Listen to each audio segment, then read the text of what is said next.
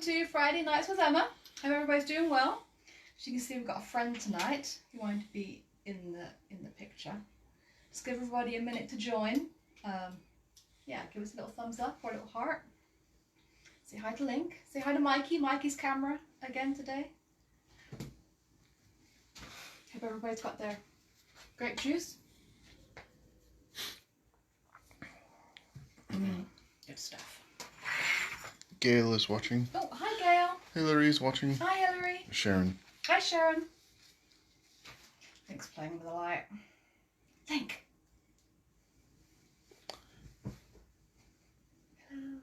You're Sarah. Oh, hi Sarah. Oh, Sarah. So, anybody in the Peterborough area had my nails done this week, and it was Sarah that did them. So if you're in Peterborough, SLK Nails, Sarah at SLK Nails in Stanground. Definitely recommend. Christine is watching. Hi Christine. Caroline. Hi Caroline. Jackie. Hi Jackie. Judith. Hi Judith. Diane. Hi Diane. Sue. Hi Sue. Cheryl. Hi Cheryl. Judy. Hi Judy. Ross. Hi Ross. And Diana. Hi Diana. And Jane. Oh, hi Jane. Right, what we're doing tonight. Well, I thought, following on that way, that's naughty. Following on from last week when I showed you how to do the binding, I thought I would show, for those who are interested. Lorraine. Hi Lorraine. Kate. Hi Kate. Sarah. Hi Sarah. Jeanette. Hi Jeanette. Kath. Hi Kath. Bias binding. Beverly. Hi Beverly. Oh, before I go into that, I'll show you one thing. Joanne and her mum Maureen. Oh, hi Joanne. Hi Mum Maureen. Lorraine. Hi Lorraine. Anne. Hi Anne. Diamond. Hi Shirley. So you saw this quilt before. Barbara. Hi Barbara. Hi Barbara. This is Michael's quilt. It's probably due for a new one actually, thinking about it. Oh, lost my juice. So this one was made, I think it was 2001. Yeah, 2001. So this one's been heavily used, which is what I like about quilts. I like them when they're used. This is Michael's Linda. on the couch, anytime, snuggly quilt. So it's been washed a lot. Jane is watching. Hi Jane, hi Linda. Now if I can see this. So this is bias binding. And you can see how it's worn. There are some holes in there. But it hasn't really quite breached the whole thing yet. So it is worn along the edge.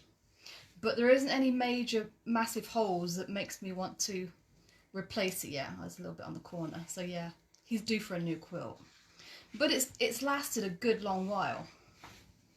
Now the thing that's good about bias binding is, I don't know if you can see, but when you've got the bias going along the edge of your quilt, the way that the fabric is woven, and I don't remember which is warp and weft, but all your warp and weft will be interwoven, and then you've got several threads going across the edge of your quilt, which helps with the integrity of it. Now when you do a straight binding, which isn't wrong, but it's different, so you'll have your warp and weft going, well, one of them will be going horizontal to your quilt. So at the very edge of your quilt, you will have threads that are running all along the end. Now if one of those threads breaks, then it will make a hole, and it's more likely to show a gaping hole than what you can see here, basically. So a bias binding just adds a little bit of strength to quilts, which are going to be used a lot. Judy says weft is left. Ah, okay, so weft is that way, and then the warp is the up and down. Right? No. Sheila is watching. Okay. Hi Sheila. Judith also says warp is up, weft is left. Okay. I thought warp was Star Trek. And then Carol's... It's the threads. It's the threads that run this way and that way. Carol. So that's the warp, and then that's the weft. Whatever. Yeah. And then Carol says weft goes left to right, and warp goes... I remember that now. Orp and down. Thank you. Now I've learned something tonight. Thank you, everybody. Sheila is watching. Oh, hi Sheila. Oh, Paula the is other... watching. Tina is watching. Hi Tina. And there was one more I missed. Hang on. Sandy is watching. Oh, hi, Sandy. And Carol just got back from windy Devon. Oh, it is. Spent a few days with the grandchildren. Ooh, now home to recover. Oh, nice. Oh, nice, though. And Jeanette also had her nails done and hair cut. Yeah, it's the first time I've had acrylic nails. I'm used to them, but it is nice to have pretty nails for a change. Dawn is watching. Oh, hi, Dawn. Diamond says, thank you, Captain Picard. Yeah, but it looks like we're going to have a nice sunset tonight. It's started turning a bit pink, but yeah, it is windy. Oh yes, the other good thing about bias binding, if you've got any quilts that have a curved edge, then bias is a lot easier to go around the curves, or scalloped, or anything like that. Oh, looks like Monty's joined us as well. So that's bias binding. That's why, one of the reasons you'd want to use it. Now, it's different to make than straight binding, but it's not entirely scary. Are you helping, Monty? So the way I normally make it, and I will give you a formula to how to work out what size of a square you need, but I tend to just make the biggest square I can. So I've got big square fabric. I've just taken off the selvage edges, basically. And this one is an old one, so it rips really well. So. And Judith says it's still windy in North Devon. Yeah. And Sandra is a new member. Oh, hi Sandra. Welcome, welcome. Right, so I'm going to fold it in half to make a triangle like that. I don't know if you can see that.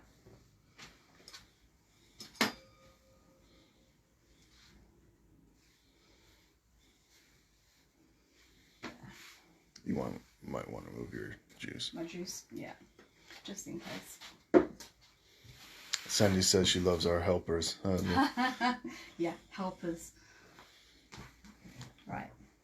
So what I'm going to do is just square it up, and I've got a big cutting mat here, but you will just have to do it piecemeal probably, which is what I tend to do. I'll move my pressing mat out of the way for now. Susan is watching. Oh, hi Susan. And Diamond says, eek, are you going to be ripping fabric? Eyes shutting now. I've ripped it already, so I'm just going to show you how I would actually square it up. I'm just trimming off the ends. So I've got my square. You can also do it with your regular ruler, just with a 45-degree, 45-degree angle. So I'm using the middle of my square ruler, but I could also use, and if you've got a creative grid ones, you'll have to be careful because the creative grid ones don't go 45 degrees both ways. Or is it 30? One of them doesn't go 45 degrees both ways. But I'm going to line up my 45-degree angle with my hypotenuse, like that. And just square this up.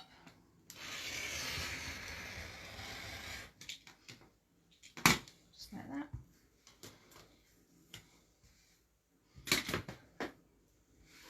that. Joanne says she loves that it still has the tape. Yes. Yes. Well, my nanny used to say, waste not, want not, and it does kind of work, and I do like it, so yeah. I do have a creative grid one somewhere. But you get used to a certain tool, and I can't. Belinda is watching. Oh, hi Belinda. So I've just lined up my ruler with my cut line already. I'm just continuing on. I'll probably go to about there, to be honest. And then I'm going to use my square to make sure I've got a nice square corner on the end.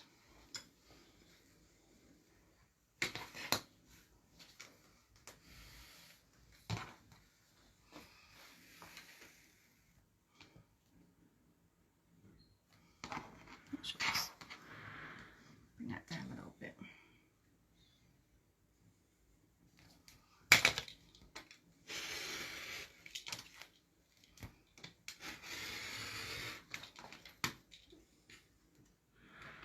That, the angle.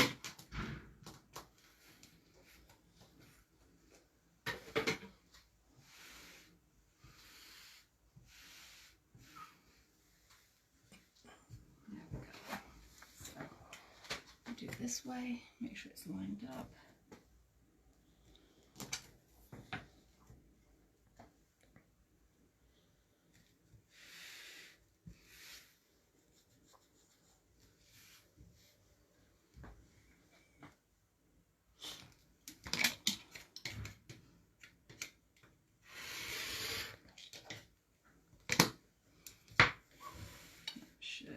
There we go.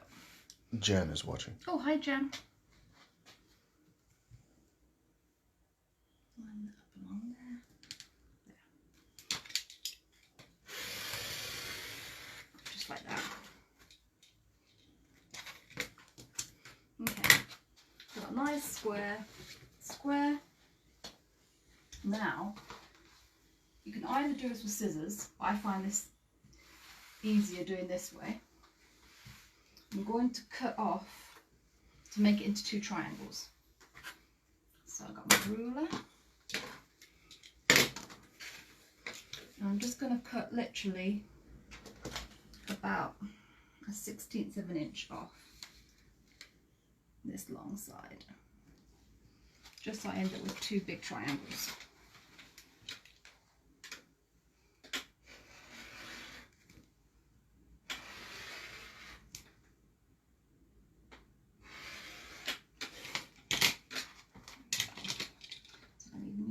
This one. Oh, I could use my sharpener. I've got a sharpener somewhere.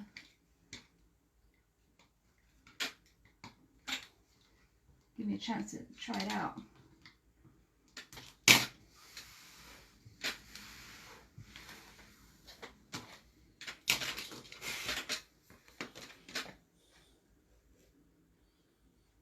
Now you don't have to do a square this big.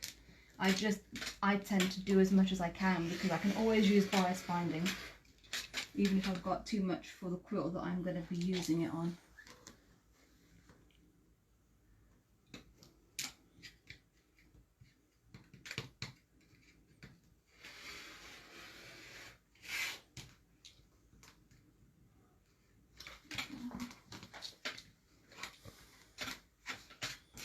The last little bit.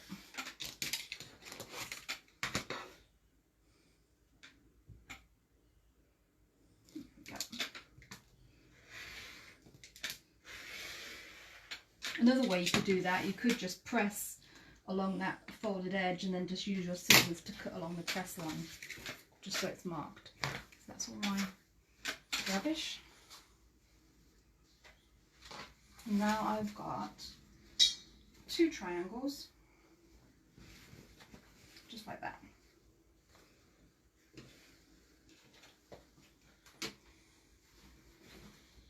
So now I'm going to sew them together.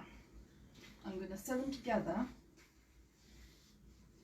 let's see, this way, along this edge, just like that. So that's how I've laid them out, so you can see it's like a big, what would you call that, kind of like a flag? Gideon. There you go. So it's along the straight edge of both triangles, but you want them to end up looking like that because you want to end up with something that's going to look like a parallelogram. And I'll just sew this together and I'll open it up and I can show you. Now when you sew it together, you're going to want to overlap the triangles on the end for your seam allowance. So I'm going to, from here to here is going to be my seam allowance. So I'm going to want to overhang this little triangle over a little bit so that you're going to have a nice lined up edge, basically. Come on, Monty.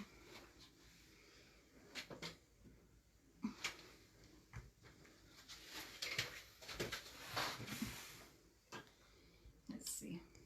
Cuteness. Right. Monty.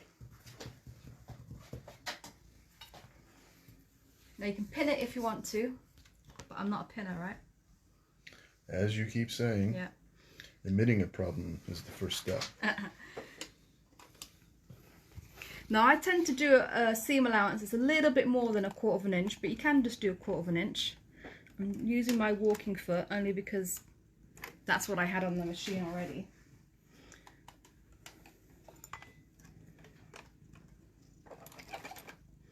I would normally just use my regular, what I call my regular flat foot, not my 1/4 inch foot. So yes, Monty, too much floof. So I do use one of these, and then what I do for my seam allowance, I just line up the edge of the raw edge along this edge, so it's not quite, maybe about 1/2 inch seam allowance, not quite. Carol says she knows this as molar binding. The triangles sewn together look like a tooth. Ah, that's, yes. That's actually a better description. That is a better description. Diana is watching. Oh, hi Diane. And Jackie says, did you close the blade? No, that is a negative. I was naughty. It's because I don't have any little ones hanging around, although I should close them. I should.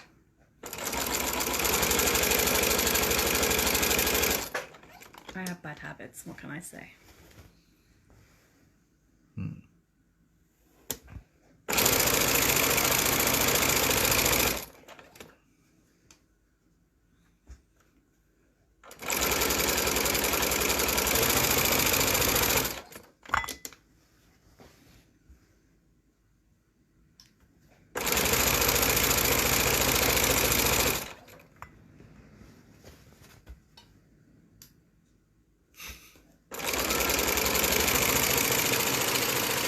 Diamond says rebel.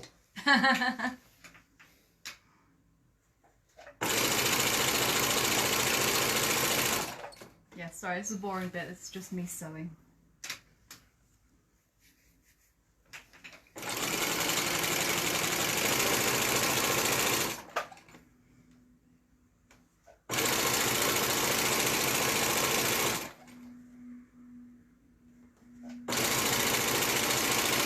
Barbara says she loves your bad habits.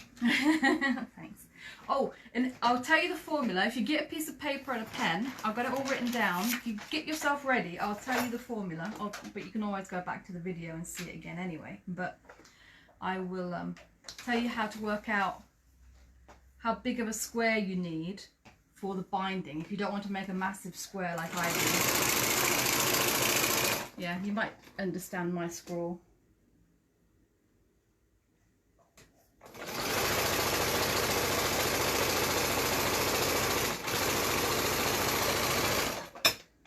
Oh, just enough.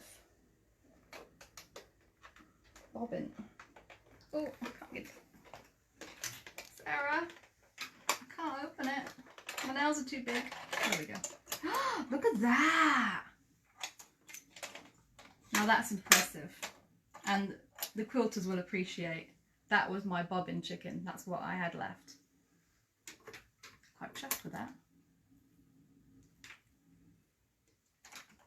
Michael won't understand, but everybody else will understand that. No, but then you don't understand the value of a good change-up. No. Right. So, where's my pressing mat? Top. So I'm just going to press it open. You can press it to the side if you want, but I find if I press it open, it reduces the bulk when you're putting your binding on, because you've got quite a few. I always double mine, so I'm going to do 3 inch wide again and double it when I put it on. Diamond says she needs a new brain after, I think, seeing the formula. Oh. Well, if everybody's got their pen and paper while I'm doing this, I'll tell you what it is. So Let me there you go. Can you read it? Yeah. Oh, okay. So the top part is how to work everything out. So the width of your square, which means how big one side is basically, times the length. So yeah, you just multiply your two sides by each other to get the area, which everybody knows how to get an area of a square.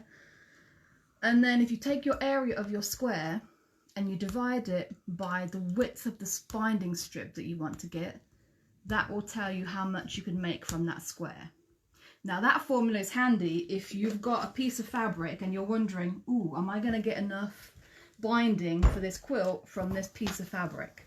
Then that's the formula that you would use to work out whether it's going to be long enough.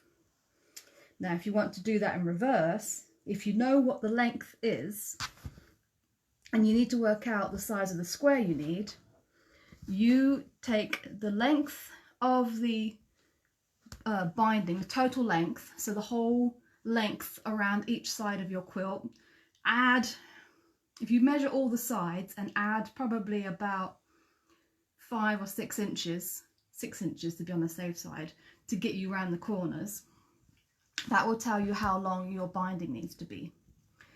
And then you multiply that by the width of your strip that you want. So I use 3-inch strips, so my width would be 3 inches. And that will tell you the area of the square that you need. Now to work out how big that the sides are, you then take that area and you square root it, and that will tell you the square size that you need. So if you square root that area, that will tell you the length of one side of your square. And so say all of us. Yeah. So if you have any questions, ask. But that's how you do it. Oops. Which I will be using that actually, because I've got a piece of fabric that I was wondering whether it might be big enough to make some bias binding for another quilt. These measurements are in imperial. It doesn't matter. It doesn't matter. It doesn't matter. So if you do centimetres, do it all in centimetres. If you do it in inches, do it all in inches. Just don't mix units. Don't mix inches and centimetres together. Choose one or the other, and it will tell you what you need to know. Oh, Monty. You're all right. And Sarah asks, is that a brain teaser? It's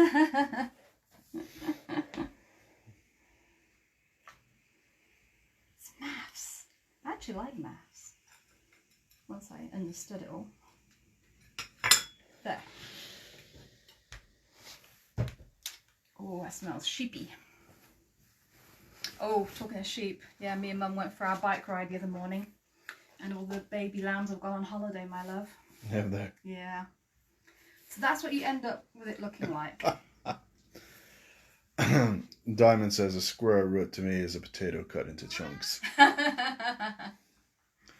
And then Christina asks, it's been 50 years since I've been at school. How do you square root a sum? Google it.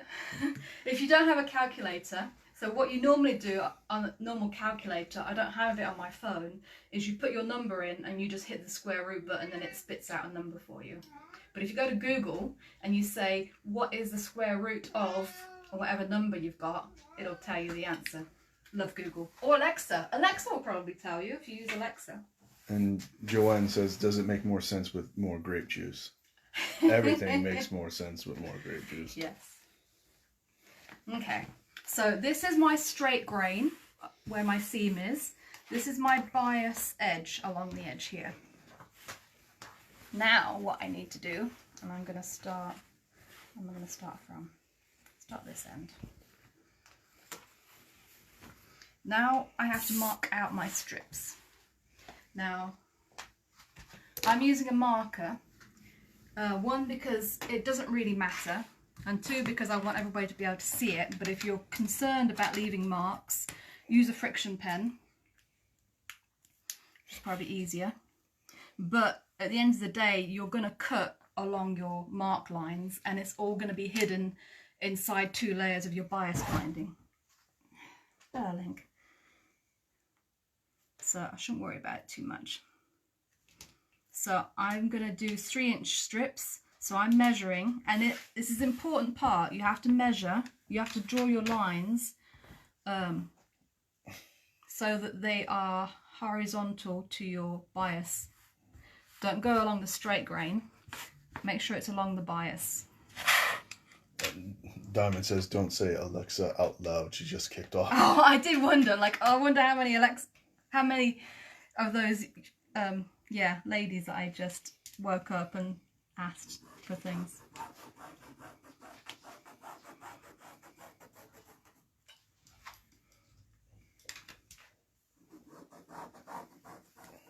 Now you can do it one of two ways, depends on how you prefer to do it. If you prefer to do one line at a time, just continue with this line all the way down. I find it more efficient to do multiple ones. And then follow them down. There. I'll just do these two for now, so you can get the idea of what I'm doing. Carol also says her device went off too. Went off, sorry. Sorry. We don't have one, Mum has one.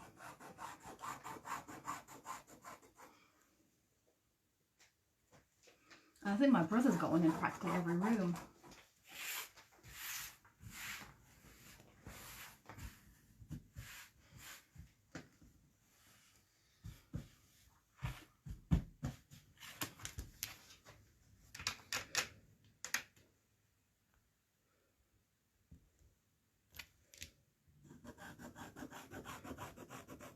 And some of them, I'm only doing a little bit of time because it's fabric, obviously it's shifting.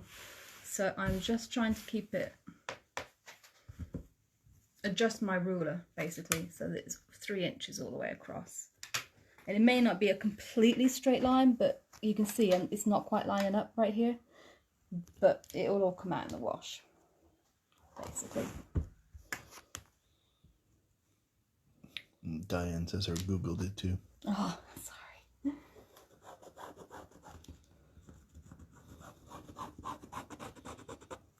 There.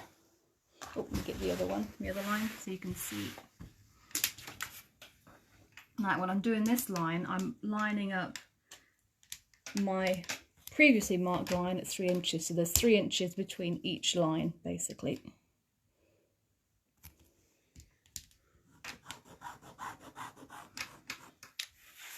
Joanne says lovely fabric. Oh, thank you. I was thinking about it. I've had this at least 14 years, if not longer. And Diane says, is it written down as I cannot find a pen? Oh, the formula? Yeah. It's fallen off. What I'll do is I will Post it on Instagram. Yeah, I'll post it on. I'll rewrite it so it makes a little bit more sense, because those are just my chicken scratches, so that I knew what I was talking about. And maybe some pictures.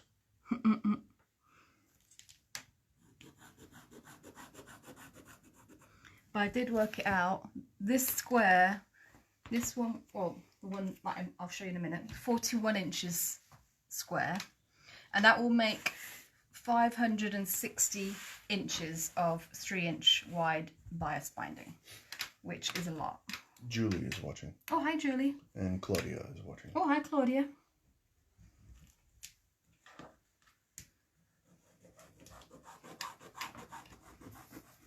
There. So that's what you do, and you continue those lines all the way to the end. Now, depending on the size of your square, you may not get the last one, will very unlikely be the width that you want it to be. So you might have a little bit of waste. I'm just going to put that on the side, and I'll show you how I Blue Peter when I did earlier.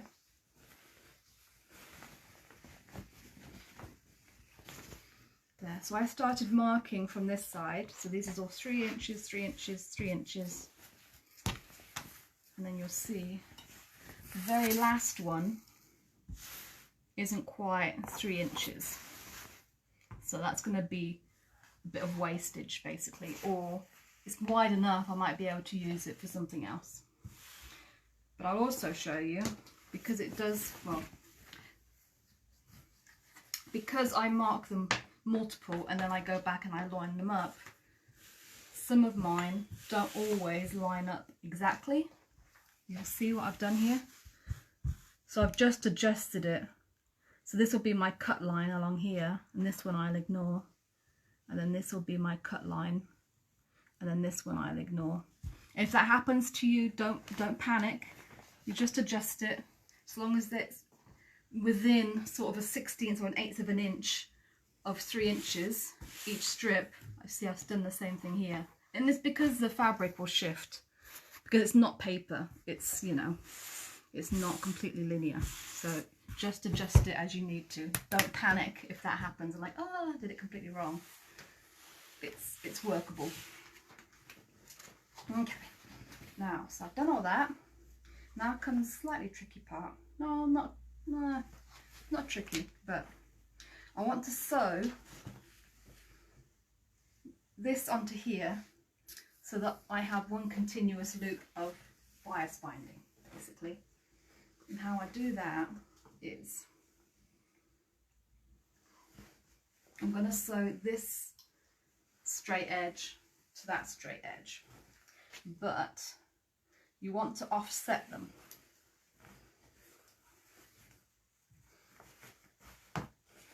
So if I start here,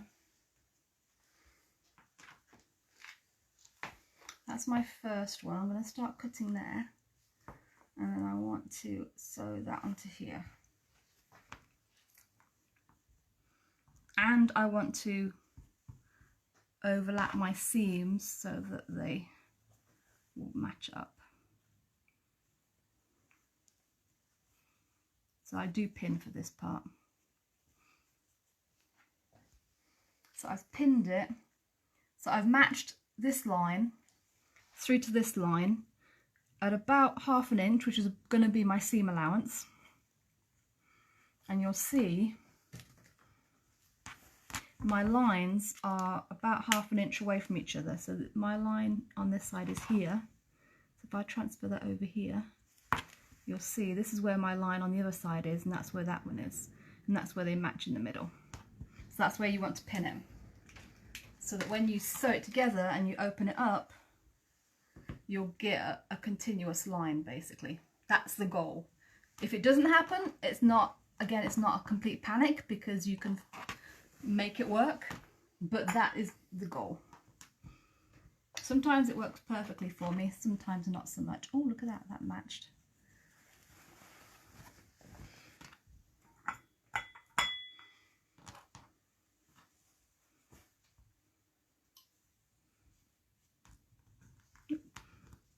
Sarah, I can't pick them up.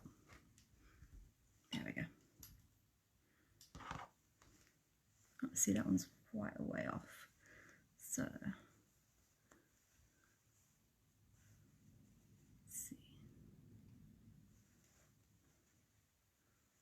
Pin it as best I can, but I may need to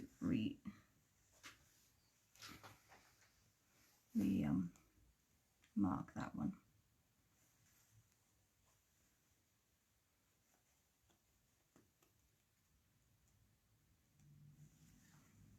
Oh, it's getting dark, isn't it? So it's getting later in the year. Remember when it was, you know, I used to ask you what time it was, and you said it was not dark yet. It's getting dark. It is getting dark. 18 more weeks to Christmas. Shh. Your mum is watching. Hello, Mum. Yeah, see, that one's a little bit off as well. But we'll make it work. We'll make it work.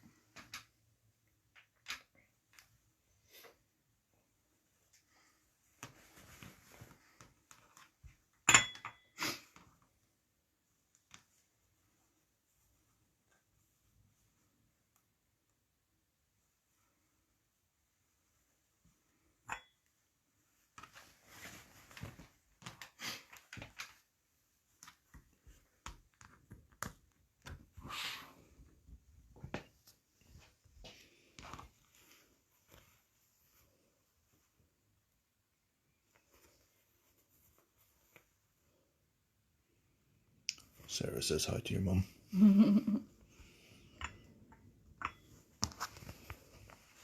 Oh, and hi, Billy. Is Billy watching? I don't think it's past her bedtime yet.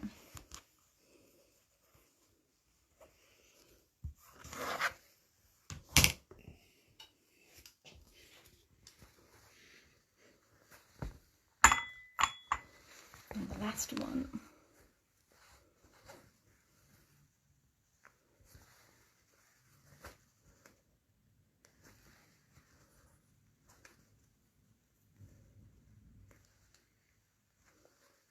There.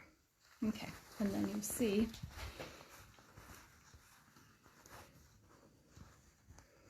that will get sewn onto there, and then this will basically be extra.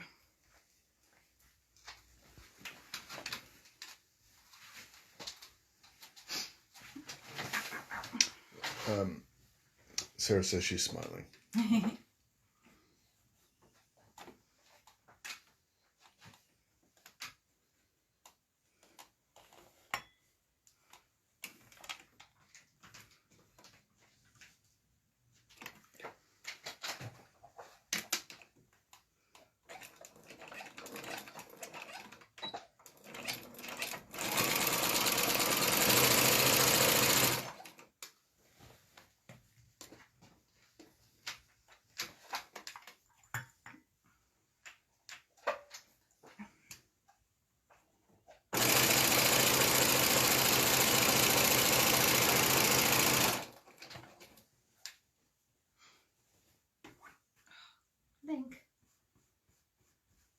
I think that's off the wall mat. They've got the cats have got a fascination with the wall mat. They like to lay on it when it's out, don't you, Monty and Link?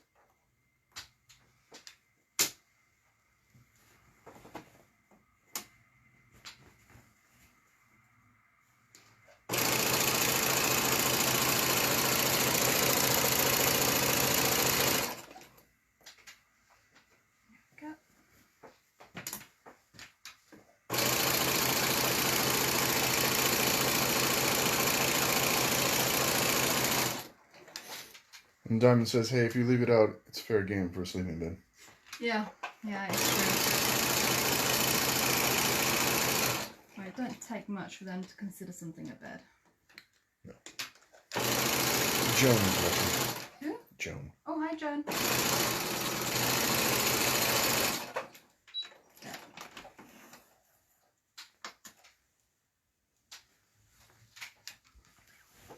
Right, this is a tricky part, but this is where you try to press it open. It's easier on the ironing board because you can just pull it open with the ironing board.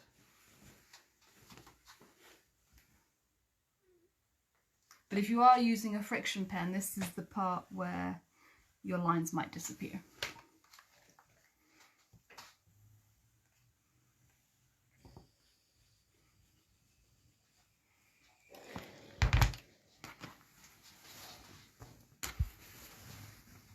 I haven't lined up too badly. Pretty good. That one's a bit off, so I'll just, when I cut it through, I'll just line it up basically as best I can.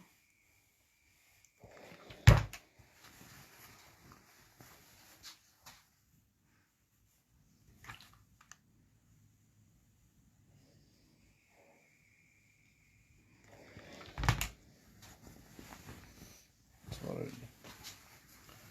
lot of geography. It is. If you use a fabric that you use quite a bit for binding, and that you're making something a lot. Monty's getting disgruntled. Right. So you'll end up, you'll end up with your seams pretty close to each other, basically. So now I'm going to start where I started. So this is, I know this isn't going to be quite the right length, so my binding will actually stop pretty much there, I think. That's the bit that's extra. And then it will start from here. So you can see I've offset the strips.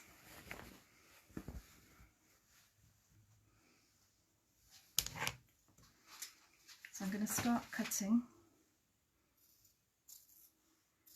right here, and it's all going to be in one continuous loop. Now when I go to use it, I'll probably cut this bit off because I don't want to start with a seam, so I'll probably just unpick that seam, take that little triangle off. But this is a sit and listen to a podcast or an audiobook or the radio, or have a knit and natter, and it's just a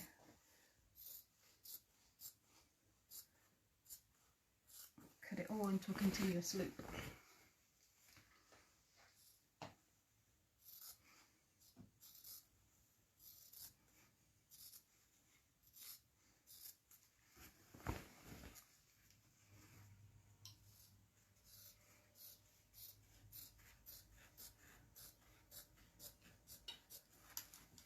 I'll go to, what time is it? Oh, we got time.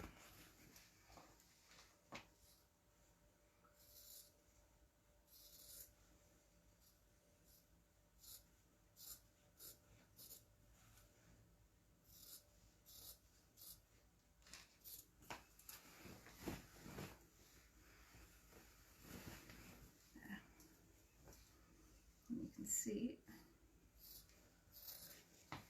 Now back to that seam again.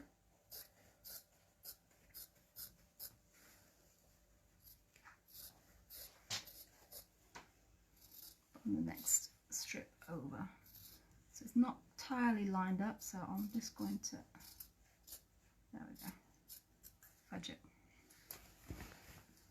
And you just continue cutting like that, and that's your bias binding, basically, all the way to the end. And then when you get to the bit that's more narrow, you just cut that bit off, basically. So I will probably end my bias strip right here, because this edge, this whole edge, I know, I might get away with some of it, but I think it's mostly going to be too narrow. And then I'll use that for something else. And then what I do, because I usually do this fairly well when the top is done, but before it's been quilted. And back when I used to hand quilt, I used to have all this done ready for when it was quilted and it was all finished, because then I have coordinating fabric. And then I would roll this over an empty louvre roll and store it. But then you have to make sure you put it somewhere where you will remember, because I usually put it somewhere really safe and then forget where it is. Yeah. So you can just roll it up until you need it, basically. So that's that. That's the bias binding. Let me grab a piece of paper and I'll go through that form. Oh, you dropped it on the floor, didn't you? Yeah, more minty job. You grab a fresh piece of paper and I'll rewrite it. Diamond says her husband thinks I'm mad because he comes into my room and hears me listening to murder detective stories. Oh, those are the best. That helps me concentrate. Yeah. Well, I was listening to a lot of true crime, but I've kind of stopped over lockdown because it was getting a little bit too intense. Couldn't deal with them anymore. Okay. So, if you've got a piece of fabric and you want to know whether that piece of fabric is big enough or long enough for your binding, you multiply the width of the square, so that's basically one side, by the other side, so they should be the same because it's a square. So just measure the size of your square, multiply them, and that gives you your area of your square.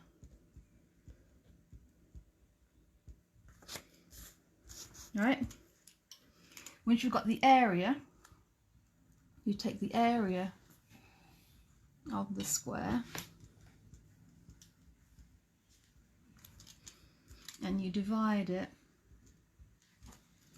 by the width of the binding strip that you want.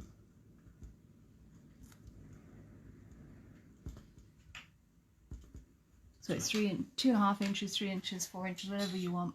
So you have inch squared over inch which will give you inches, and there's an equal. Yeah, that will give you the total length of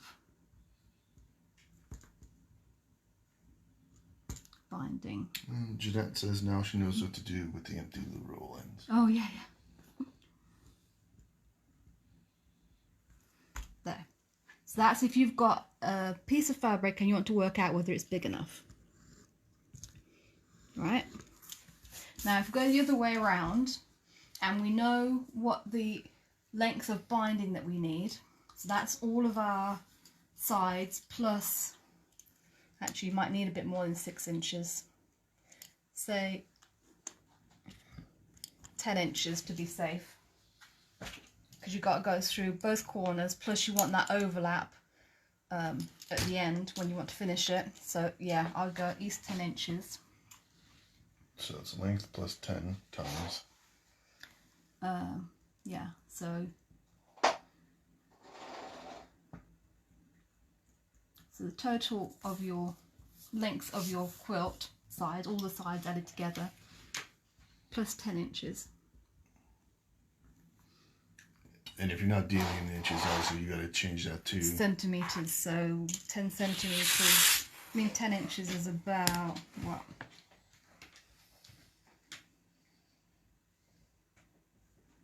$25 centimeters. Yes, however, I don't know who would use metric. I've read about people. And Times. I think there's support groups. Width of binding strip.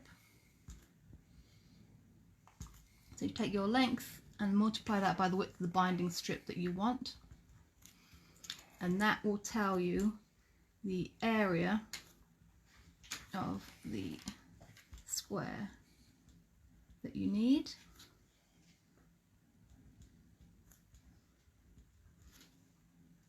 Then if you take that area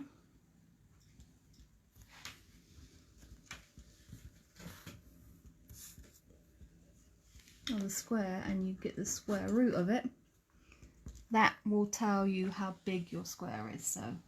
So it will tell you the size of one side of your square.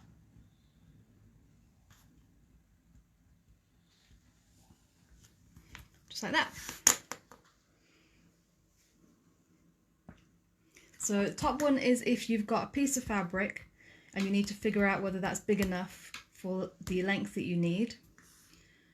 And the bottom one is if you start off with your length and then work out how big your size of your square needs to be.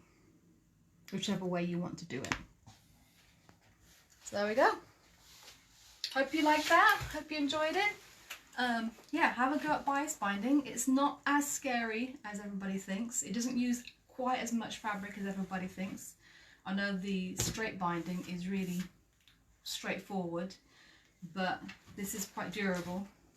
Link's being a pain, sorry. I'll get him. There we are. Come here. Pill. Last week they didn't want to be involved. This week they can't they're get all enough. over it. They're like, I'm here. Pay attention to me. What are you doing? When are we going to get fed? Yeah, that's probably the main thing. It's supper time. Yeah, so give it a try. If you've got any curves, it works really well with curves. Or, yeah, cushions, anything like that. So, oh, grape juice. So cheers. Have a great weekend. Enjoy. Hopefully you'll stay dry and warm this weekend.